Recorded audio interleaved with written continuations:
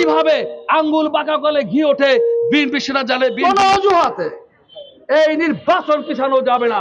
বাংলাদেশের জনগণ পিয়ার পদ্ধতি জানে না। বলেছিলেন আগামী রোজার পূর্বেই ফেব্রুয়ারি মাসে জাতীয় সংসদ নির্বাচন অনুষ্ঠিত হবে।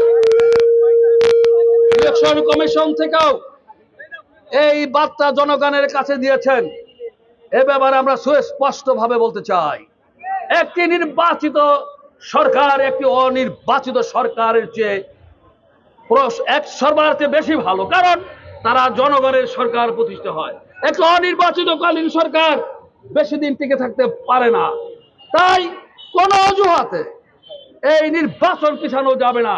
নির্বাচন সুষ্ঠু, যে তারিখ ঘোষণা করেছে সেই তারিখে নির্বাচন হতে হবে। এনসিপি, জামাত ইসলাম পিয়ার পদ্ধতি করছে। বাংলাদেশের জনগণ পিয়ার পদ্ধতি জানে না।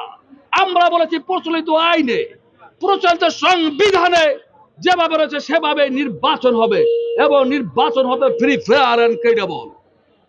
এবং আমরা ইনক্লুসিভ একটা নির্বাচন চাই। সবাই একত্রে আমরা অংশগ্রহণকে উৎসব মুখর পরিবেশে আগামী দিনে এদেশের মানুষ নির্বাচনকে উৎসব মনে করবে, সেই নির্বাচন চাই। এই নির্বাচন করে যারা ষড়যন্ত্র করবে, আজকে এই প্রতিষ্ঠা বার্ষিকী আমার নেতা কর্মীর কাছে অনুরোধ রইল, আমরা আংশিক জয় হয়েছে, আগামী দিনে ভোটের অধিকার প্রতিষ্ঠা পর্যন্ত আমাদেরকে আন্দোলন সংগ্রাম চালিয়ে যেতে হবে। গণদায় রাষ্ট্রের মালিক জনগণ। জনগণের কাছে জনগণের মালিকেরা যতদিন ফিরে নিতে না দিতে পারবো, ততদিন বিএনপির সকলে নেতা কর্মী অত্যন্ত প্রহরীর মতো থাকতে হবে।